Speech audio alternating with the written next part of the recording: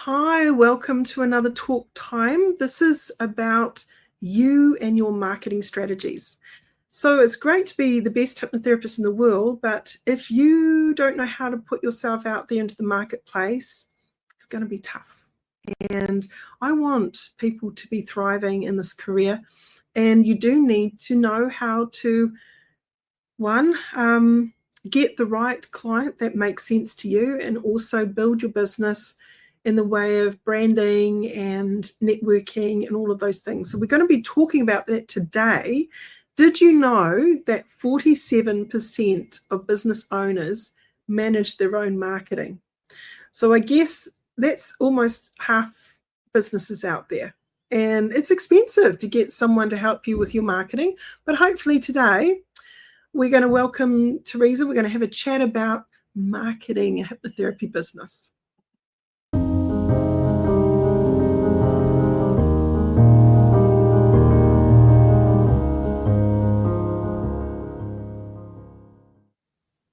Hi, Meredith. How are you? I'm good, thank you. And yourself? I'm good. Now, today we're talking about marketing, and I think it's one of the hardest things that many of my fellow colleagues really have to deal with. Yes, marketing, that's that. We all want the clients, but it can be very costly, and it can be very daunting as well of doing your own marketing. I talked a little bit about that in one of our talk time series around my journey and things like that, but I want to sort of reiterate some key things, some strategies that you guys out there today can go away and hopefully brainstorm and get out into the marketplace if you are in that position, or if you're thinking about this as a career, that's something you put proper time and energy towards. If you hire someone else to do your marketing for you, they're never going to look after your business quite the way that you will. Okay? So you can spend a lot of advertising money and someone's going, oh, thank you for paying me, but it doesn't necessarily equate to good return for your investment. So we need to be very clear. If you're going to be self-employed, you need to be in charge and ahead of this business strategy right from the word go. You need to have a clear strategy because you're not going to be busy straight away. Don't leave your full-time job. Create a bridge between the two. Build up your clients, and then when you've got satisfactory, a steady flow of clients coming in, then give up your day job. But do think about how you're going to transition from the old ways to that new career. What are your thoughts on that, Teresa? Because I'm sure you've seen a lot of people do that. For sure. And there's a lot of people that go and do the diploma and say, yep, when I finish this, I'm quitting my job, or I've quit my job to do this course, and then I'm going to start up and I'm going to be successful. Well, sometimes that isn't always the case because, one, you're not known, you're newly qualified, it's a new field. Some people, yep, great, they do hit the ground running on it, but I would say that's the very few people. So I do think, yes, transition your career, but have a backup plan. Either work for somebody else and then gradually change that over, or if you specialize in something else, then you can work that at the same time and integrate hypnotherapy into that business. Absolutely.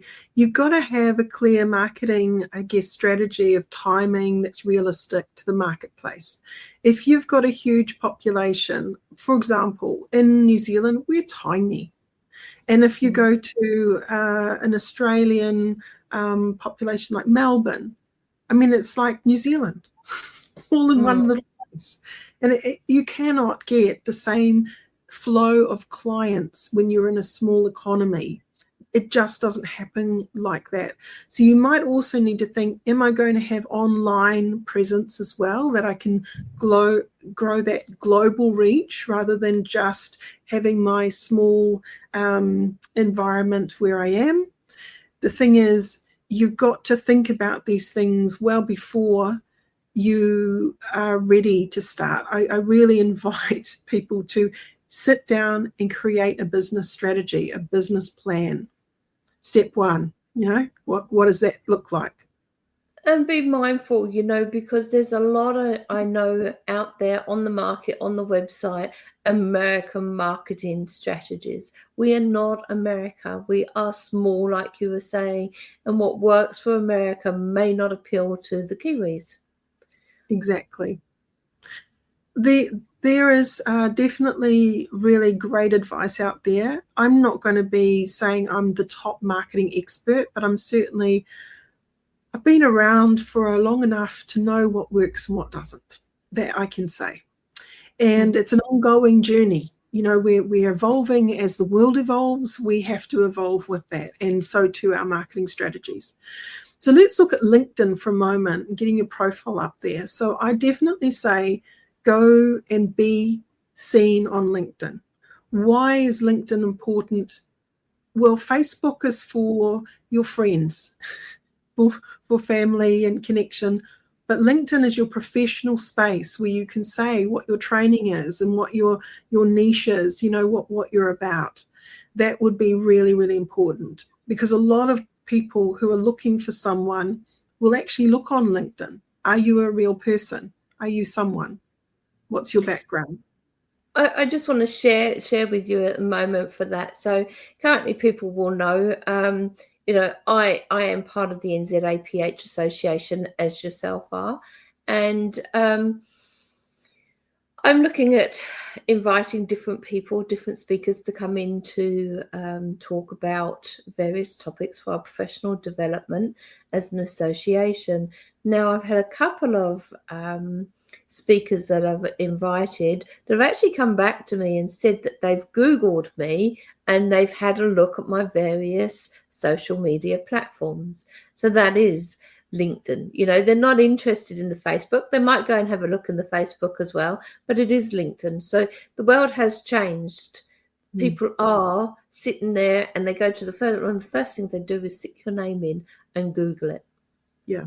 There's a level of trust that comes with a more professional platform like LinkedIn. It is for businesses and professionals. Okay. Now, if you are looking to market a package out into the world, sure, use Facebook, post blogs, do that social engineering. All of your funnels. What a funnel is all of those areas that have potential ability to funnel clients to you. So that can be as simple as a board outside your office that says your name and where you are and your phone number and so on. It could be having one of those Cody codes that someone can scan it with their phone and go straight to your website, and it's on a pamphlet somewhere or on a business card or something. Or it could just be on a poster put in a public space that you've put, just like help with overcoming whatever. So when we're looking at that idea of funnels, YouTube is a funnel, TikTok is a funnel, Instagram is a funnel, Facebook is a funnel. So is, going back to our initial one, LinkedIn. And you've got Twitter as well. Yeah. Or X as they call it now. So there's definitely different social funnels. And I would definitely go, okay, it may feel overwhelming, but when you get a website and you do a blog post, you don't have to propagate that or populate it in every single thing separately. You can set up your website to post it on all of your platforms. So there's lots of really nifty things that you can do to promote what you've actually done and repurpose it into these other spaces and places. So making it work for you. You go. You don't also have to spend hours and hours on doing that, because you can actually set a certain amount of time away. You can propagate it to be sent out to all those platforms, but also you can schedule your next week or your next, however many times you decide you're going to post. You can schedule them in so they automatically come out as well. Definitely. And I think one of the greatest ideas that I was given many, many years ago was, if you are going to do blogs, do a chunk of them and have them there ready to go, because you might get sick or you might go on holiday or something might happen and that inconsistency happens. So if you can bulk create and then just drip them out, the what that does in the marketplace is it keeps on nudging people. Here I am, here I am, here I am. Come here, if you need help, come my way. And so definitely doing things like active opportunities to speak, that's another important thing. Now, if you record your speech, you could utilize those words and create a blog from it. Right? So there's so many things that you can do that's going to help you leverage your place in the marketplace. You want to repurpose your work rather than having to work harder. You want to start thinking smarter. Yep, absolutely. So when we're looking at the idea of one-on-one clients versus doing groups, in a marketing sense, groups can, pull more money in actually for one given hour. So let's say you had 10 people and they were all paying let's say $20, and it's an hour of your time, and it's a group, and they're paying $20 to hear what you have to share with them. So if you think about your hourly rate versus what you can get in that 1 hour versus what you would get in a one-on-one, do think about that. So it makes it more accessible, but those group opportunities can funnel back into them wanting a one-on-one intensive with you. That's what I was going to say. People might say, oh, but it doesn't always have the same effect, group hypnotherapy in a session. That's true. It might not do, but you might then cash in on another way and get the individual that wants to have a one-on-one session now with you, just to finalize that and anchor it in. You're building trust credits. So a lot of times people will purchase the less risky thing, and then if they believe you've got what they're looking for, they're going to invest in you. So that could be an ebook, like a really simple, quick tips on how to reduce stress. And you could put that together and have that as a free download, and you could collect email addresses. And that email is valuable to you because, one, you already know that person's interested in what you have to say because they've gone and done that. And to upsell them or to create a relationship of trust with them, often maybe even a number of things that are free, and then you offer something of value that you get a return on, they're more likely to buy in. Yeah. Yep. So all of those things are important. So do think about your social network funnels and think about what's your proposition. What are you going to do regularly that's going to generate interest and trust? Interest and trust. Now, networking strategies and local connections. These are really important to build relationships with fellow colleagues. So you can team up with someone who's already maybe out there in the marketplace, and you can bring something fresh to that relationship and create a package or do something together. Also, there are going to be people who are looking to have someone to refer on to. So get to know your local community. Go and see whether you can have a coffee and explain what you do, or drop off your business card and have a little natter at the local GPs or something like that. Warm up the space locally. Let them know you've arrived. Your pharmacies is another good place as well, and health food shops, those sort of places. Yeah. So, all of those networking opportunities are important. We talked earlier in one of our Talk Time series about BNI groups. But, sometimes that can be costly, actually. So when you're starting out, that's quite a big cost to go there and spend money to be part of a group like that when you don't have any money to begin with. So there are definitely some more sort of basic things you can do to start to network and bring value back in to your business. And referring back to one of our previous episodes on Find Your Niche. So if you've got a niche on sports performance or motivation, you could connect with various groups within your community. And often, like the climbing club and those sort of things, will have monthly meetings where they have speakers. And you could go along and you could do a talk and you could, explain about the benefits of using hypnotherapy. Mm. I remember, and this was really interesting. My husband's really big into mountain biking, and my two children and him were part of the club for many years. And every year at the prize giving, I would give a voucher away that was worth a certain amount. And now, many years later, I ended up getting a couple of clients from that. It didn't happen straight away, but they remembered me. They remembered my name and my brand, and they picked me over someone else. So, this is important too, that sometimes you might put something out there and you think, oh, I really got nothing back. But the long game of building up credits, trust credits, and reliability is really important out there. Go, oh, no, I've heard you've been around for many years or whatever. That eventually occurs. So I remember I wanted to be known. I wanted to get my name out there, like a household name. And there was a fellow hypnotherapist, and every year he would advertise in the Yellow Pages. And his Yellow Pages ad was maybe about this big. And then I started advertising. And for whatever reason, his got bigger that year. And every time I got bigger, his would get bigger, and it was always bigger than mine. I'm like, he must have an inside person telling him that this person has got, her ads increase. Are you going to increase yours? I just had to laugh. But he was one of the household names. Like, everyone knew who he was.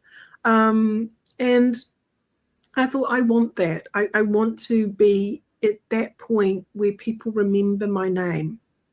And so I used to trade as Harbour City Hypnotherapy, and one of the best advices that I ever had received was trading as Meredith McCarthy Clinical Hypnotherapist, because that's actually who I was and that was what I was delivering. And it made it so much more easy for me to build off that. So you are the brand, you're not Nelson Hypnotherapy or what sort of Wanganui Hypnotherapy. You are whoever you are. That's who you are. So think about this. A lot of times fancy names are all fine and dandy, but actually it's the person they're seeing that counts. Yeah. I guess it comes down to people's preference as well, but it's something to consider for people. You could actually set up a practice, and there are a few people that do have different therapists there, and then that's okay to have a brand name, and then they associate the different practitioners under that brand name as well. But yeah, do consider why, when you're setting up, why you're going to call your business a particular name rather than putting your name out there. Because another thing to think about, people won't know this new, I don't know, let's say Wellington hypnotherapist. They won't know who that is. Whereas if you put Teresa Saunders, clinical hypnotherapist, people will know me, some people, and then that gets another way of marketing. The other thing is too, people are going to trust an actual person's name over a business name. Because if you're willing to put your name out there, that is the first sign of trust. Like, you're literally putting yourself out there to market. That is a trustworthy thing to do. So these are the things that I would like to kind of invite you to do. In community engagement ideas, workshops, volunteering at places and giving away vouchers, or doing something where you're just being part of that community, giving something back to that community. You never do know how that's going to sort of funnel back to you, not just in the short term, but the long term. A lot of times too, people go, okay, I'm going to put lots of money into Google or Facebook ads and this.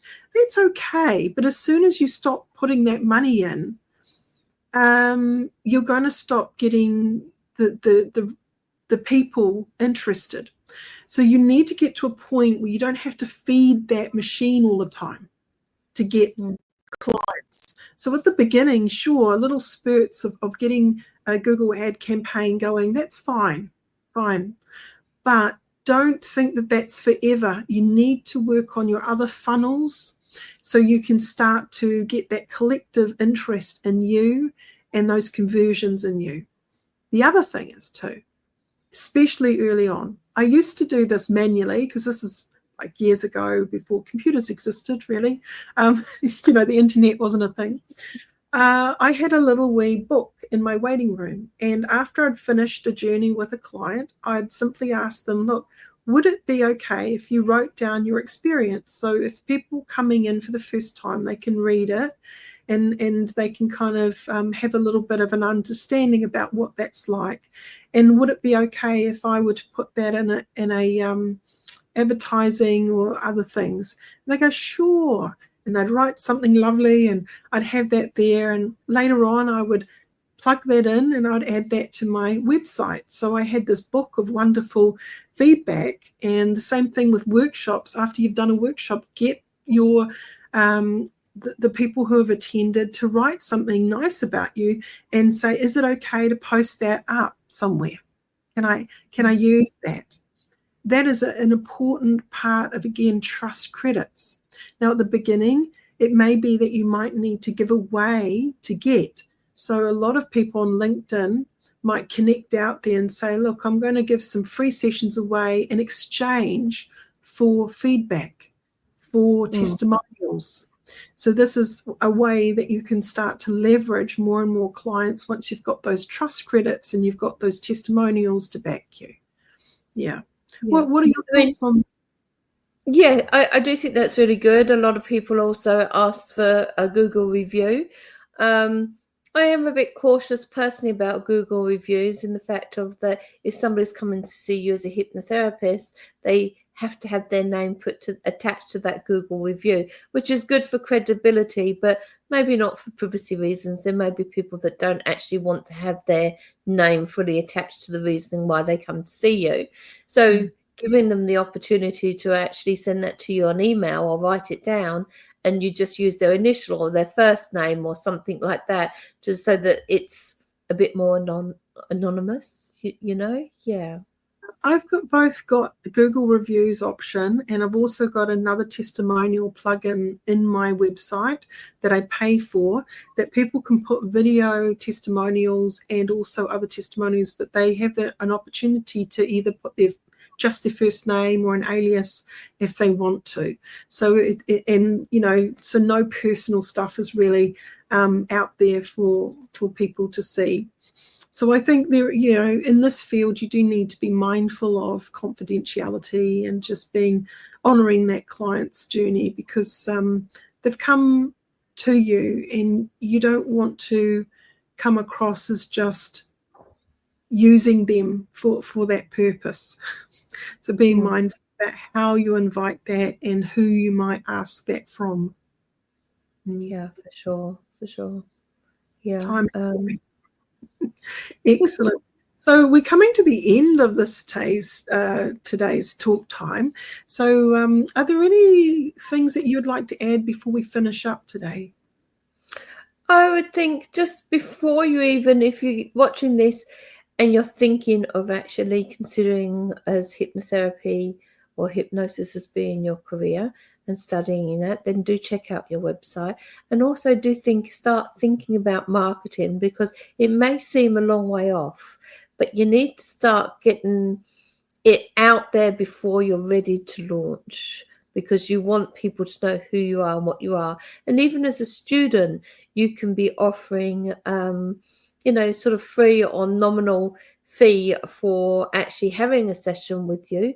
Let them know that you are a student training and you're building up your capability. Are they willing? And you'll be surprised how many people will step forward for that. But if you've got a website, again, you can start getting testimonials as well. It doesn't have to be free. It can be a testimonial instead. Absolutely. So that's us for today. If you want to do more training or look into training as a hypnotherapist, you can visit the website nzach.ac.nz, and there's lots of information about what we do and stuff. And also, if you do like this series, please like and subscribe if you haven't already. That means a lot to us because we want to get this stuff out into the bigger world, don't we, Teresa? We sure do. Comment as well. Start off the chat with us and with others. Take that next step. Yeah, interact with us. We don't buy it, honestly. Well, on that note, we'll see you next week. And I hope you've all enjoyed today. And thank you again, Teresa, for coming along. Thanks, Meredith. See you all next week.